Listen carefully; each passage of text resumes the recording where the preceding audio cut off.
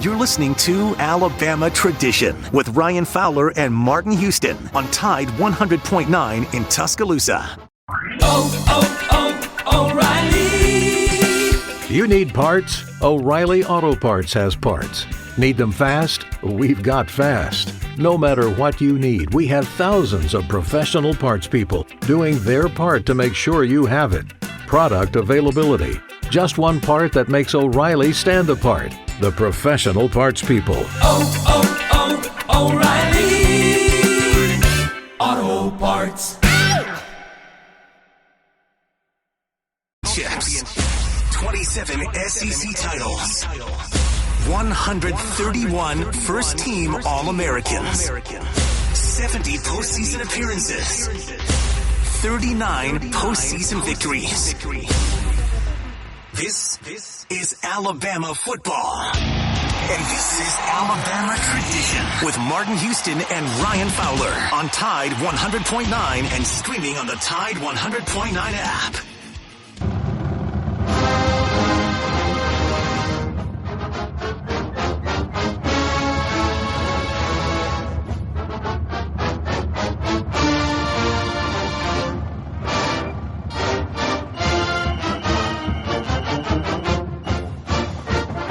So let's continue the conversation. We're talking more Alabama Crimson Tide football. We're going to let you jump into the conversation. We'd love to have you at 205-342-9904. We're going to get to Ellis. We're going to get to Pat in Minnesota.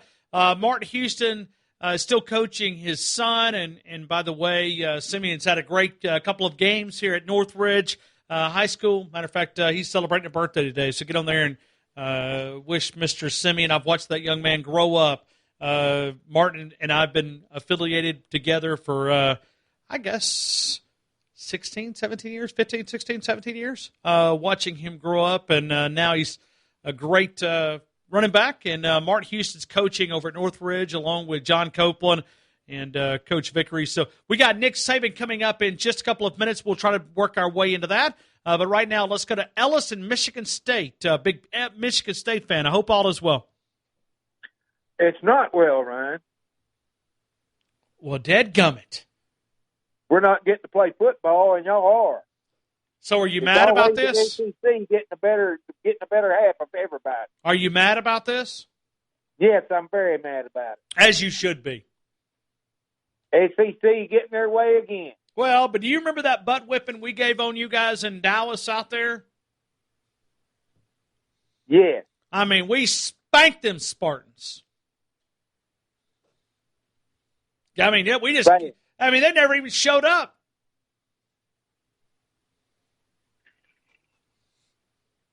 Oh, no.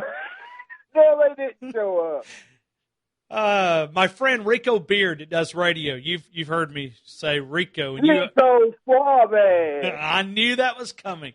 I knew it was coming. But Rico's a good radio guy up in Detroit. We feature him. You've heard him here. I met some good friends out there. But other than that, that was not a game. It was we're ready to whoop Michigan's tail. We ain't going to be able to do that. And I'm going to tell you a secret real quick, Ellis. I'm going to give you a little outside or inside information. I was talking with one of the assistant coaches prior to this game, and this was probably, 24 hours leading into it. I was talking to one of the guys, and I said, what do you think about these Spartans? Are they any good? He said, "Oh yeah." He said, "I'm telling you." He said, "They've got a really good quarterback and they've got a great offensive line." He said, "We're going to have to play our best to be able to win this game. We think we'll win the game, but we got some issues. They may be a little too tough to handle." And anyway, so we were talking about this, and he was really uplifting the Michigan State team. And after the game, I sent him another text message. I said, "Man, you just pulled my leg all over about this." And, yeah, Michigan State. I mean, they wanted none of the Alabama Crimson Tide. None. No. Zero. And I've rewatched that game on YouTube. Oh, I mean, it's a butt-kicking, like. Yeah.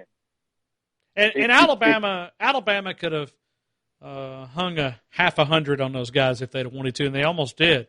Oh, yeah, but Saban didn't want to do that. Yeah, but watching, Mark D'Antonio after the game, it's like, we always say it just means more in the SEC. It really does. It just means more here in this league. Yes, it does. We have more pride in the SEC.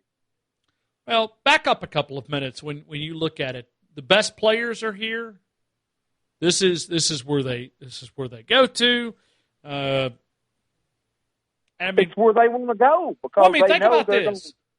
You're a 5-star player. You want to be coached by Jim Harbaugh or Nick Saban? Nick Saban. You want to be coached by Jim Harbaugh or Coach O? Coach O. I mean, you go down through the list. It'd take you a little bit to get down to, not good. LSU not too good. Did you see the new Corona / animal virus that Auburn's got now? No. I mean, more new cases they got? Oh, no. I don't. Where's the punchline coming? I Well, know you it. know, I always got to have my remember guard I told up you with you and Jumbo at these Auburn jokes. You remember, I told you here a good while back, it was the first case of animal. They contracted it from animal. Ellis, from the livestock. Ellis, where are we going here? Where are we going? They contracted it from the livestock. Where are we going? I know it's coming. I know it's coming. That's all I'm going to say, Ryan. They never mind. I was about to fall right into the trap. I was going to ask you, did you hear that Auburn's not going to have a homecoming this year? They're not? No, they're not going to be able to. Why not? Never mind. I'm going to back on out of here. I'm going to back it. I'm going to back right on up out of here. Back. Way. I did want to say that my mama recovered from the coronavirus was like flying colors. She's like, really? Oh, well, Lord, yeah. She's just like. So now hold on. Whoa. She had a confirmed case of coronavirus? Yeah. And she was quarantined for 14 days. And she was able to make it just good? She was able to make it through it after the 14 days, and right now, you couldn't stop her for nothing. 85 years old, and oh, she's 85 and she had coronavirus? Yeah. Wow. Okay. So 85 and corona, and she was just fine. Yeah. Wow. All right. Well, hey. She was back to normal. I wish a lot of people would be transparent, like you just said, because there's a lot of people, and I know some who had coronavirus, and people that I spoke to, and they would share, well, this was my experience, and I'd be like, is it really that bad? No, I'm okay, I'm okay. And then they would go out and they'd put up Facebook posts, and anyway, it's I guess it's a rite of passage to have the coronavirus. I guess I'll hopefully never get that, but she didn't have a appetite. She didn't eat well. She had the fever. The body aches. Yeah, and she was weak because she wouldn't eat. But she's got her appetite back. Like I said, she's already back to working. Well, praise the Lord for that, man. I appreciate you sharing that. Hey, give me Najee Harris's total rushing yards, and we will take these until 7 o'clock, and then we're done. We will not take them anymore. What does he need to break the record, Brian? It's less than 1,250. I'm going to say 1425. Nope, it's already been taken. Yep, Chris in Mississippi got 1425. Well, I mean, today he was Chris in Pennsylvania, but 1435. 1456. Oh, 1456. Yeah, because my birthday's coming up. I'll be 56, so I'm going to say 1456. I got you. Ellis, take care of yourself, man. Always good to hear All from right, you. well, I got the old swollen ankle too, but that's nothing to worry about. Wow, so you got a mess here? Well, I fell in a hole in my yard, and I got a big swollen ankle. Were you chasing Kevin Warren, the Big Ten commissioner? Yes, I was chasing him through my yard. And you tripped. I mean, let's make this story. If we're going to make it, let's make it big. I was chasing him through the yard. I was going to smack him upside the face, and I tripped in a hole in my yard and fell and twisted my ankle. Roll Tide. Roll Tide. Thank you, Ellis. Be good, man. Take care of the ankle. All right. Oh, I will. Right back to you, man. Thank you so much. Let's go to Pat. Pat, good afternoon. You're in the game. And I'm calling from the University of Minnesota. The Minnesota Golden Gophers. We've been trying to row the boat up into the 2020 football season, and you're supposed to have a pair of oars when you row the boat, and we got we down to one broken oar, and nobody in the boat knows how to scull. Because if you can scull, you could actually move the boat with one oar. Right. But we're just going round and round in circles. So is that not awful or what? It sounds awful. It does sound awful. It is. And do you know that the presidents of the entire Big Ten aren't capable of being rear admirals in a blow-up dinghy navy? No, I wouldn't ask them to do anything. They couldn't be rear admirals in a blow-up dinghy navy. That's pretty bad, Ryan. Well, but think about the Big Ten for just a couple of minutes. I mean, they're certainly known for basketball more than football. But Mike Detillier said something earlier in the show that I've been soaking on for a few hours now. He said when you look at the Big Ten, he thinks the gap is even going to get wider than what it is currently. Well, you realize that the only place they've been able to find skill position players is trying to come down here and raid the SEC. But why is that? Why is that? I mean, they got big uglies up there now. They can make offensive linemen up there, and occasionally come up with a passing quarterback. Occasionally, but for skill position players, they have to raid the SEC. Why is that?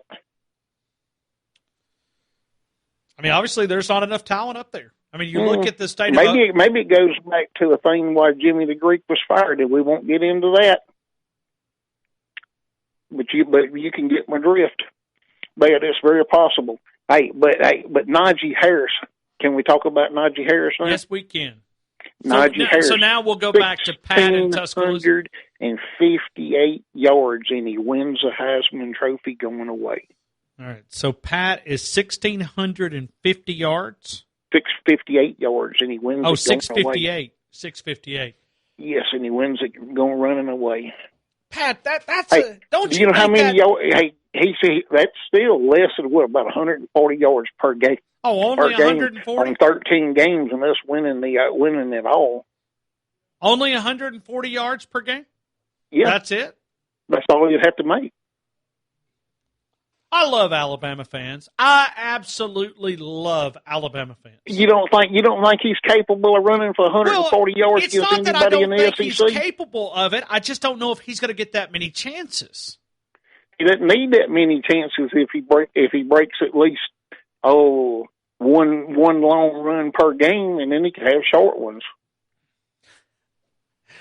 Oh, Pat, drink that Kool-Aid. I told you my let me get you another glass. Shades let me get you another glass. You want another glass? It's deep dark crimson Kool-Aid. Oh, I know it is. And I do it from time to time. But I mean, 1,658 yards on a limited schedule. Playing 10 SEC 13 ball games, right? Think about it. Well, I know, but it's still less than what you would have played last year, or if in normal routine schedule, right? Yeah, but you got to understand that. Hey, I promise you, he's going to be a major player in this offense. That he came back to win the Heisman Trophy. and help Coach Saban win a title. Do you know? I mean, would you? No, I mean I'm not disagreeing. I mean, if he goes 1658, he gets to move up into possibly the first round. Well, I mean, we'll see where running backs are valued. It's nothing against Najee Harris. The NFL. I know it exactly. But but hey, if he can do that, if he can run for 1,600 yards against the SEC competition, hey, because that'll be seeing a whole lot more than if he played in a regular football season. It is a ton of yards. 1,658 yards is a ton of yards. Yes. I mean, at 140 yards a pop, I hope you're right. He ain't got to make 140. And I'm looking down through the sheet. By far, you are the number one total yards. You beat Joe by 57 yards. Yeah. 1,658 yards. I got confidence, man. Hey, Najee, we wanted the Surfer Boy. Martin, it took Martin a long time to get on the Surfer Boy bandwagon. Yeah, what does Martin think about him? He doesn't now. Martin's impressed with him now. For a long time, Martin wasn't impressed with him. Yeah, Martin was a big Brian Robinson guy. Big. Oh yeah. Brian Robertson. I'm afraid he ain't going to get to touch the rock. Now ho. Huh? Just manage it. Okay. Brian Robinson's going to be okay. But you realize there's a fellow by the name of Trey Sanders on there that's going to want the rock too. Well, that's my point, though. You went 1,658 yards. Yep. I mean, if Brian Robinson earns 5 carries and Trey Sanders earns 5 carries. I promise you, he don't have to bust that many big ones in order to do it. But, hey, Ian, against you, hey, we're going to play. Don't we get to play? We don't play Vanderbilt, do we? No, we don't. We don't play Vanderbilt. No, but hey, against Missouri, we play their he has brother. over 200 against Missouri, and then that helps his average. We play Vanderbilt's little brother, Tennessee, in Knoxville. Yeah, they having issues in Knoxville too. All right. Now, are you still wearing your mask like you're supposed to? Absolutely, we're going to play football, man.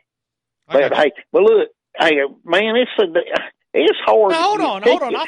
I feel like you're changing the subject on me. Are you still wearing your mask? Be honest with me. Absolutely. Every day. I'm not only wearing my mask, but I'm wearing a combination of a mask and a plastic shield.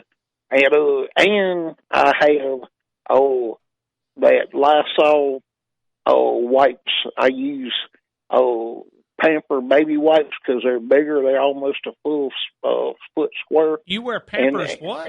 Pampers baby wipes, and then I take and put a cup of Lysol in each pouch of Pampers baby wipes, and that's how I make my Lysol wipes. Okay. Works fine. But, it's, I take and wipe down my cart. I'll wipe down the pump at the gas station. I wipe down where you put the credit card in. I wipe the credit card down when I get out of it. Then I get me a fresh one before I get in the car and wipe down the handles when I open up the car. Because in case somebody touched them. Hold on. You take a credit card, you wipe down the credit card, you stick it in the machine. Yep. You and then wipe down the credit card. Where and are take you it out getting all these Clorox wipes at? Because I'm not able to see any. I'm not using Clorox wipes. I'm using Lysol wipes. Where are you getting those at? I just got through telling you. I bought gallons of Lysol. I put a cup of Lysol into the pouch with the baby wipes. I massage it all around, and then I got my Lysol wipes. Okay. You know how they make Lysol wipes, don't you? They take and put Lysol liquid into the wipes. Yeah, I know. I mean, I've got a container here that I've been filling up, and don't tell my boss, but I've been going out, and we got hand sanitizer out in the hallway. Yes, sir. And that works pretty well too. Well, what I do is I fill up the hand sanitizer, and I put it in this container, and I shake it up, a little bit of hot water, and then I bring them back in here. And, I've got actually more people on my board of cleaning this thing. Ryan, you won't believe I was up in an old country store up right on the edge of Tennessee. I got a boat that I'm reworking up on the Tennessee and Mississippi line, and I went into this old country store up there, and I bought 20 bottles of Lysol liquid, and it was So you saved a lot for the next guy. This stuff takes an ounce and a quarter of this Lysol concentrate to a gallon in order to make a gallon of Lysol. How about that? Wow. And I got them for $4 a bottle, and each one of those bottles makes 11 gallons. So people in that town or wherever... I got more Lysol than you shake a stick at.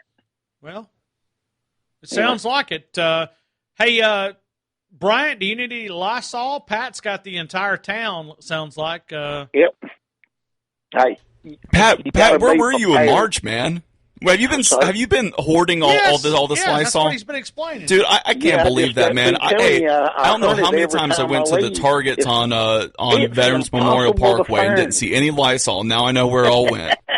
Hey, it's impossible to find Lysol. Pat, is this the little city that you're talking about? Is this where the breakout is, the pandemic? Yeah, they can't. You went up there and took all their dead gum Lysol. None of those people wear masks up there, Ryan. Now you got old people dying up there because you went up and hoarded all their Lysol. Well, hey, the bottles had probably toilet paper too. I've been out of toilet paper for months. Up there. That little country store did not even know they were there. And you just went in there and raided the shelves. Yes, sir. Didn't have any limit on how many you could buy. I'd shame on you. Whereas my Walmart over here has a limit. Can't buy but one if you got lucky enough to find it, which I haven't seen any Lysol in my Walmart in the last 3 months. Okay. Well, Joe Biden said he'll have a vaccine by October, so yeah. You ain't got to worry about that Lysol. Throw that stuff away, Pat. I got to run, man.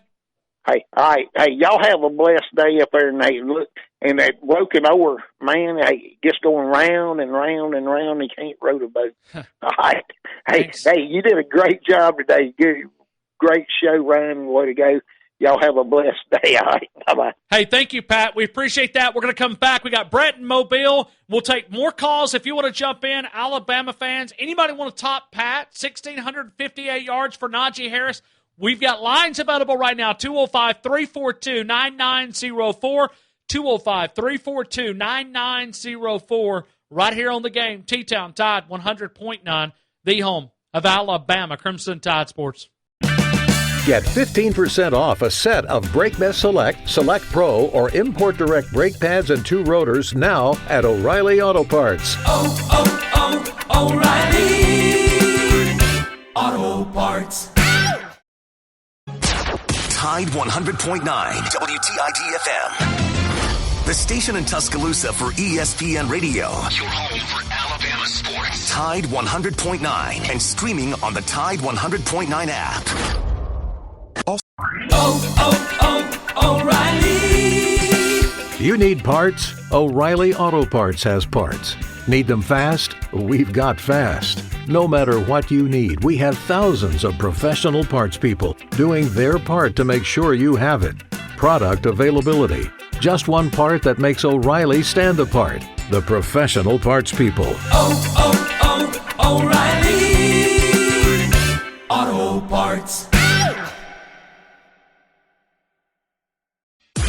Tide 100.9 WTID-FM and ESPN Radio for the biggest events in sports. Your home for Alabama sports. Tide 100.9. It's awesome. You having no fun? Have some fun, man. Talking Alabama Crimson Tide football on Alabama Tradition with Martin Houston and Ryan Fowler in Tuscaloosa on Tide 100.9 and streaming on the Tide 100.9 app. All right, boys. This is her favorite song, you know that, right?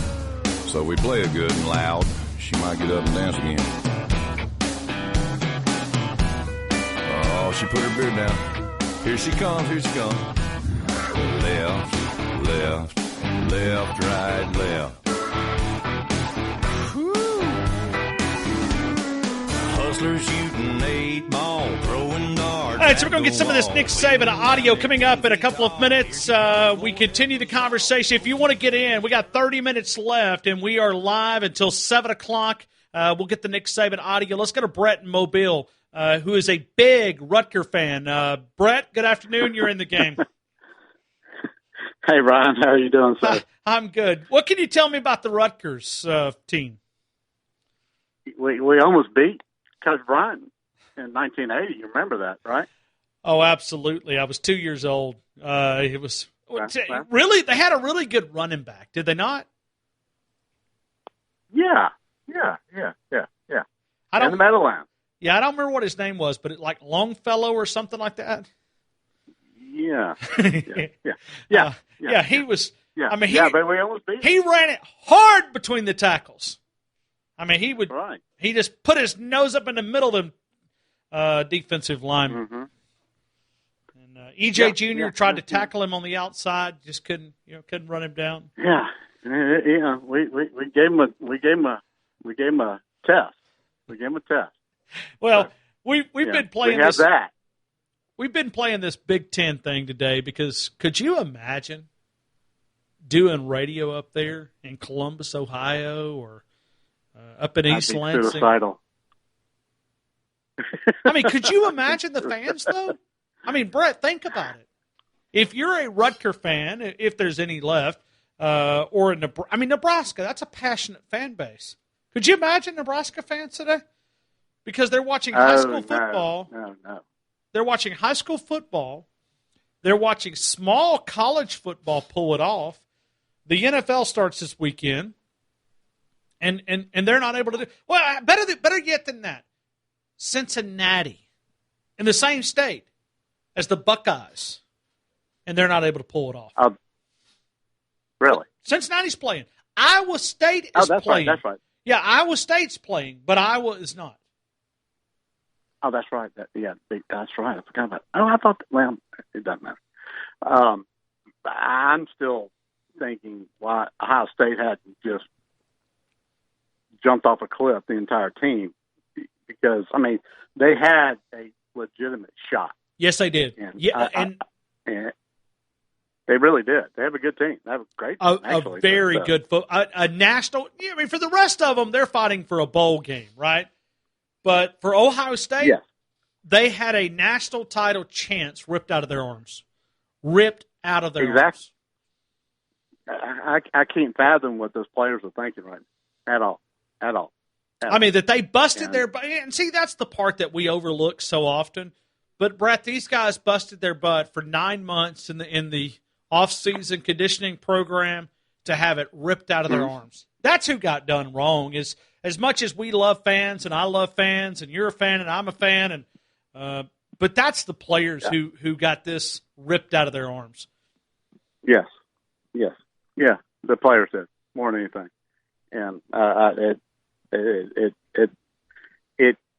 saddens me that college football has come to this. I mean, you can argue whatever you want to do, but FYI, I wore my mask to work in the car and home in the car too. That makes you feel better today. Brett, it's just something about those people that drive down the road and they've got a mask on. They don't use blinkers. They try to put me over the guardrail, but they're wearing their darn mask to protect my safety, right? I mean, they're wearing the convertible. Explain the convertibles to me. Driving with the mask with the convertible. I mean, explain that. It is. I cannot explain it because it's watching. I watched somebody today driving a minivan on McFarland Boulevard. There was nobody in the vehicle, none. But he's got this like green mask around the side of his face, wearing it right down McFarland Boulevard. I just want to roll down my window and say, "Hey, stupid!" You can infect yourself. Hey, dum-dum. You don't have to wear your mask. It's like, well, Mayor Maddox told me so. Well, go ahead. Put it on. It's just I'm waiting for the Dream Police to come out, like the song. But that's the next thing. Hey, listen, if you want to wear a mask when you're out in public, wear it, man. Wear 3 of them. It didn't bother me. If that's your thing, but at least don't make the rest of us look like idiots when you're driving down the road. I'm 110% behind that one. Yes, sir. Yes, sir. Hey, that was funny. But Brett, you're big, Najee Harris fan. You've talked about him for a while. What do you think total yardage is what we're doing today? For his year? Yeah, for the year. We're doing a little fun contest, just having some fun with Najee Harris. 1250. Okay, that's a fair number. And he would break the all-time rushing record if he got that number. Oh, really? Yeah. Wow, okay. I mean, that's hard to believe, but yes. If he runs hard, yeah. But, yeah, I would say 1250. I think he can do it. And I'm looking down through some of the numbers that we've had people call in and share numbers with us today. It's like, I don't doubt that he has the ability to get to those numbers. My doubt would be, is he going to get the touches to get those type of numbers? He's got a bunch of people behind him, that's for sure. So that's why I'm still hesitant at 1250. But what's the kid that hurt himself like Trey Sanders. Trey Sanders. Trey Sanders. Excuse me. I'm sorry. God, I need to. Well, and you'll love Trey Sanders because of the number that he wears. I mean, that's 26. It's been a long time since we've had a 26. Dennis Riddle wore 20. Humphrey. Yeah, Dennis Riddle wore 26. Did he not, Dennis Riddle? Am I right? I thought Bobby Humphrey does. Well, no, definitely Bobby. Yeah, I mean, yeah. But I thought Dennis Riddle did too. Maybe I'm wrong. You might be right. But he and what's the other gentleman coming in? Brian Robinson? Yeah. Well, no, he's been there. No, the incoming kid, is he supposed to be pretty good? Or Jace McClellan? Jace McClellan. I haven't heard anything. I can't find anything out about him in practice other than he's still fourth string. I guess he's not coming. He's not getting it or something yet. Well, I mean, it's kind of hard to get it when you got those 3 guys in front of you. You know what I mean? I mean, you're looking at Najee Harris, Brian Robinson, and Trey Sanders, and you go, "Hey, can I get a couple of scraps over here, please?" I mean, I wouldn't be surprised if Trey Sanders, if he's healthy, and if he doesn't get 1,000, I wouldn't be surprised. Well, my friends, I think with the offensive line, I think we can get 2 of them. I wouldn't be surprised. Well, my friends out in Oklahoma, they always like to talk about Jace McClellan. I mean, it was their diamond in their recruiting class. So they're always talking about Jace McClellan. They were excited. And then when Alabama swooped in and picked him up in the last couple of days, it all kind of went the other way. Now, they're still for him. Don't get me wrong. I mean, they're not against him. But that was somebody that they really had their eyes on. Well, I mean, we'll see. But supposedly Trey was going to be pretty good. Excuse me. Sorry.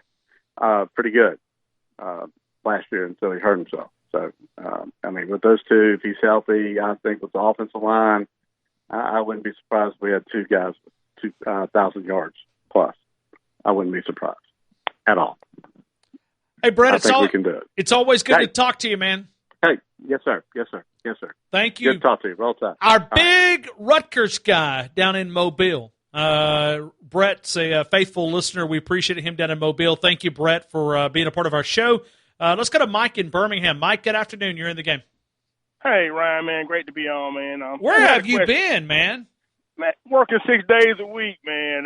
Hold on a minute. Driving the trailer. Hey, but you call us quite a bit, man, and we have been missing you. Man, I'm going to do a better job of calling, man. I left you a message on Facebook with a question. Yeah, I did. I left. Somebody just asked the question on air, man. The question I had was, what receivers and quarterback do you believe can stress Alabama secondary? Ooh. Well, I was going to say Jamar Chase, but he's not there, right? No, I mean, are you talking about just in the SEC? Yeah, just SEC. Wet receiver core with their quarterback and stress Alabama secondary. All right, well, let's debate this, Mike. Who's the best quarterback right now outside of go through the names. I mean, I'm going through. I don't know any. I mean, not first-round talent. I mean, maybe this year's taking a dip on the quarterback. I mean, can Kelly Mond do it? No. Can Plumlee do it at Ole Miss? If he wins the job, he may not even win the job. He's not going – a lot of people don't like Gary Danielson. But one thing I can say about Gary Danielson, he knows football. And he always gives people, when you watch the telecast, a recipe to beat Alabama. He always say you got to be able to run the football and you got to have an elite quarterback to beat Alabama, or in a quarterback that has an elite day. So, what quarterback in this league with the receiver core that you think can stress this secondary that Alabama has? Because I think the league's going to go back to running the football. I mean, let's say JT Daniels just for a minute. Okay, is there? We don't play South Carolina. We saw what Ron Helinski did last year. I think he's a pretty solid quarterback. I don't believe in Kyle Trask at Florida. I think he's overrated. I mean, he gets a lot of talk, but I mean, is Kyle Trask somebody that can beat Alabama in the SEC championship game? It's going to take somebody like Trevor Lawrence. I'm talking about elite quarterback play. I'm not talking about somebody that can find a 4-leaf clover in the backyard. I'm talking about elite quarterback play. First-round talent quarterback play in this league. I believe the league's going to go back to running the football.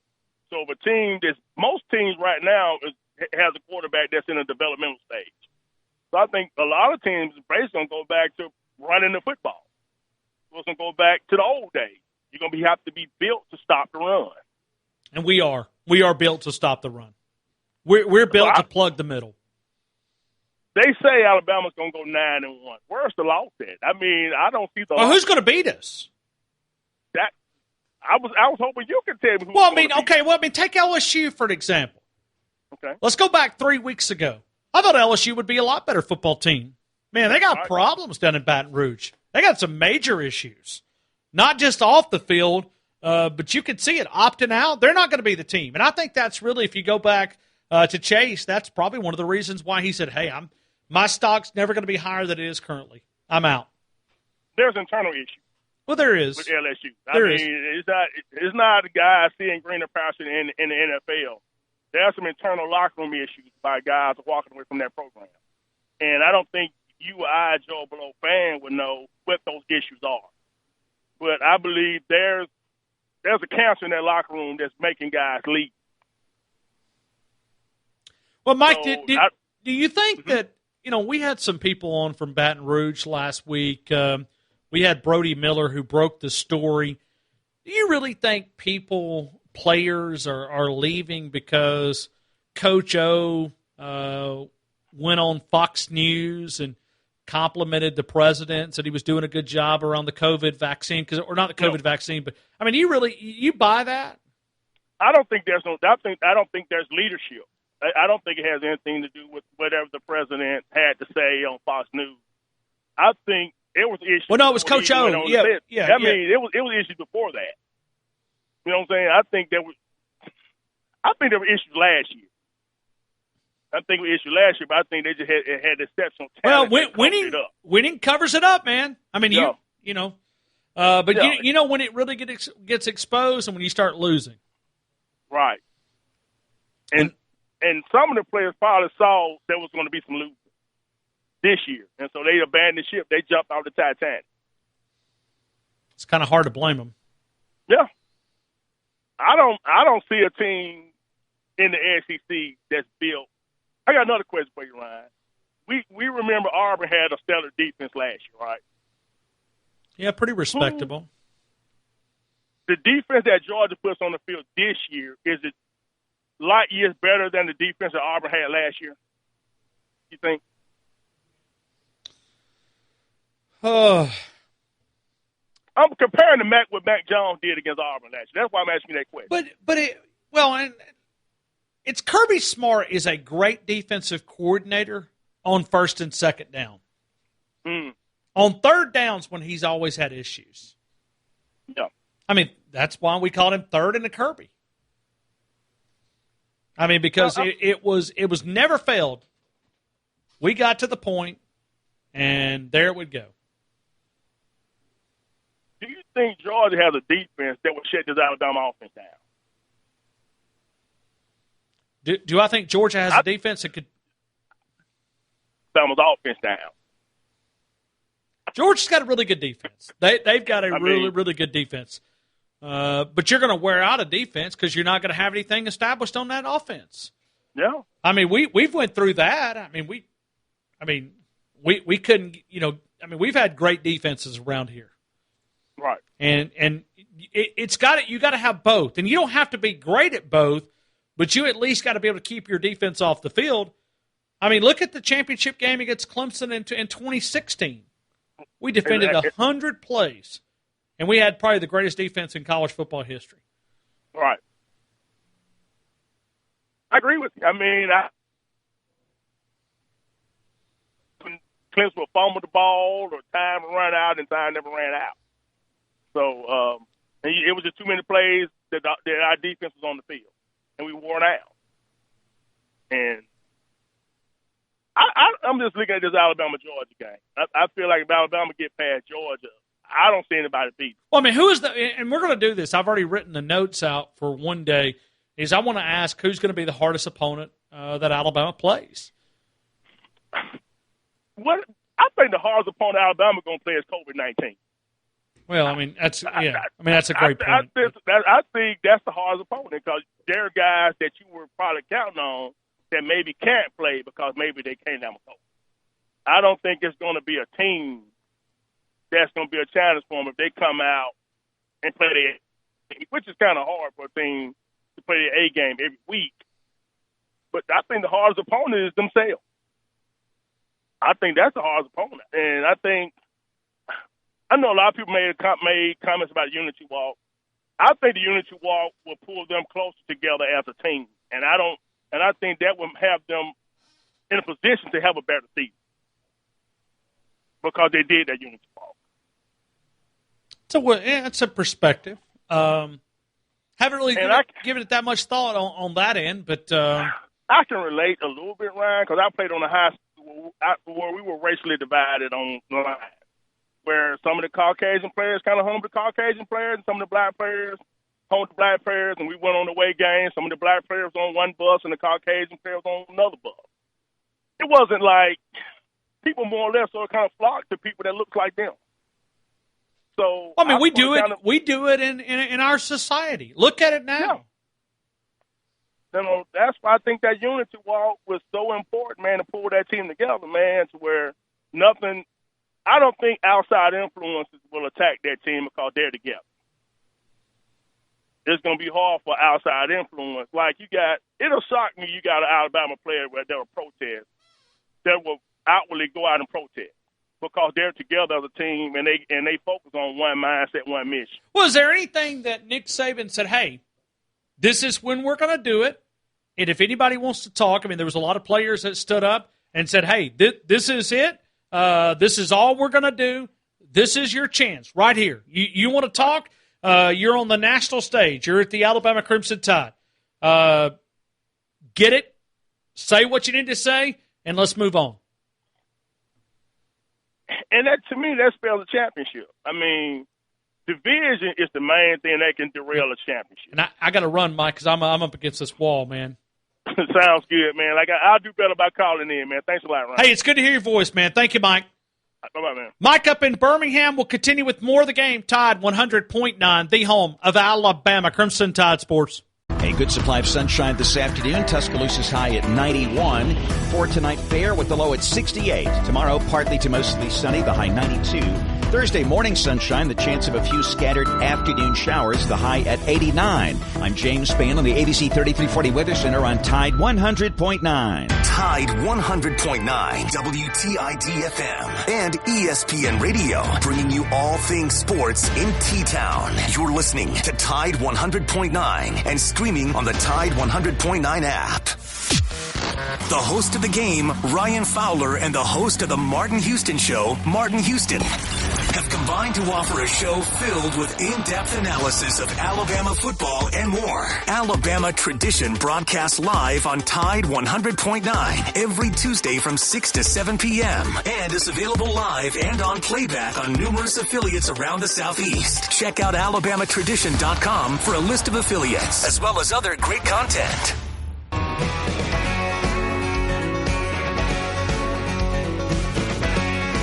All right, so Nick Saban audio and a lot of things, and we did not get a chance to get to the Nick Saban audio. We gave Mike some of our time there, and we had some unforeseen circumstances, the quality there. We're going to get that tomorrow. We'll have a lot of things to do. I know Martin Houston will have wall-to-wall coverage, 6 a.m. tomorrow morning. Martin's also, and for those who listen to this program, every Tuesday we do Alabama Tradition. Martin and I sit here and we throw things around for 1 hour. Martin's coaching his son at Northridge High School. He's one of the assistant coaches, as you would expect. He's coaching running backs. And Northridge is off to a really good start. So they got another win, so they're 3-0. So I guess Martin Houston's taking them with Coach Mike Vickery and John Cope and all those guys. Man, they got some great assistant coaches. I'm sure each and every one of those guys are a huge part of the team. We got to get out of here. Najee Harris got a lot of love in Tuscaloosa today. And when I say a lot of love, I mean a lot of love. A lot of love. Our lowest yardage came from Danny in Gardendale. 1,150 yards. We'll talk more about it tomorrow. Remember our great lineup, and you can download the Tide 100.9 app and have a chance to win a nice Tide 100.9 tailgating package. When you talk about a free download that'll take you inside of Eli Gold, John Parker Wilson, Rashad Johnson, the Alabama Crimson Tide, but also 12 hours of daily local generated content. It starts every morning, 6 a.m., Martin Houston, the Martin Houston Show. Then we lead out to Wimp and Barry Sanderson inside the locker room, the Gary Harris Show from 9 until 11. Travis Meyer from 11 until noon. Jay Barker from 12 until 2. I'm Ryan Fowler. We call this program The Game, and I'll see you tomorrow at 2 o'clock. We remind you that we call this program The Game, and the only way that you can win the big game, the game of life, is to walk daily with our Lord and Savior, Jesus Christ. Good night, T-Town.